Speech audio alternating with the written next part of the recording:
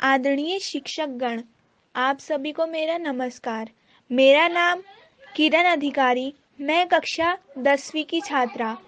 मेरे विद्यालय का नाम डॉक्टर लीलाधर भट्ट विवेकानंद विद्या मंदिर इंटर कॉलेज द्वारहाट।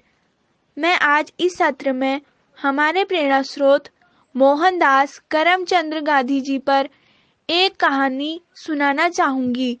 इसमें शीर्षक है सजा मिली किसे।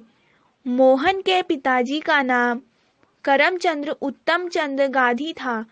घर में सभी उन्हें कबा कहते थे। कबा सभी के चहीते थे क्योंकि वे मीठा बोलते थे और सभी की जरूरतों का ध्यान रखते थे। सुबह उठते ही ओता पापा के चरण छूते और बड़े भैया भाभीियों को प्रणाम करना उनका नियम था। बड़ी भाभीियों की सलाह मशवरे से ही उनका चौथा विवाह हुआ और पुतली बाई जैसी धार्मिक स्त्री से कबा का घर फिर से बस पाना संभव हुआ। कबा भौजाइयों की खूब इज्जत किया करते थे। उन्हें बातों के मजे में पीठ पीछे की चुगलियां बर्दाश्त बिल्कुल नहीं थी, इसलिए वे भाभीियों से कभी कभी गुस्सा भी हो जाते थे। मोहन की बड़ी बहनें मूली और पंकुअर पहली और दूसरी माँ की संतानें थी। वे दोनों अपने पिता की विश्वास पात्र थी। कबा जब काम से लौटकर घर आते तो दोनों गुड़ पानी के साथ दिन भर की खबरें भी देती। मोहन दूर खड़ा सेवा के जादू को देखता। उसे महसूस होता कि भरोसा जीतने का चुगलियों से बढ़िया उपाय है। कबा राजकोट के दीवान थे, इसलिए उन्हें दावतों के खूब निमंत्रण मिलते। कबा दावतों को पूरी इज्जत देते। एक दावत में कबा की ठाकुर साहब से भेंट हुई, जो कि कुछ दिनों में मधुर संबंध में तब्दील हो गई। कबा ठाकुर साहब के घर आना जाना हो गया।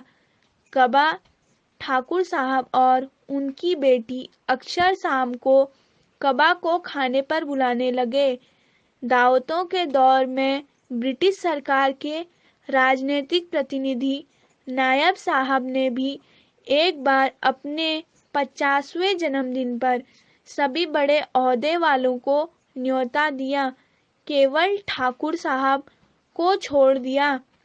उनके लिए नायब साहब के मन में जो कड़वाहट भरी हुई थी, मोहन ने अपने पिता के साथ नायब में दावत में गया। वहां सभी की खूब जमकर आओ भगत हुई।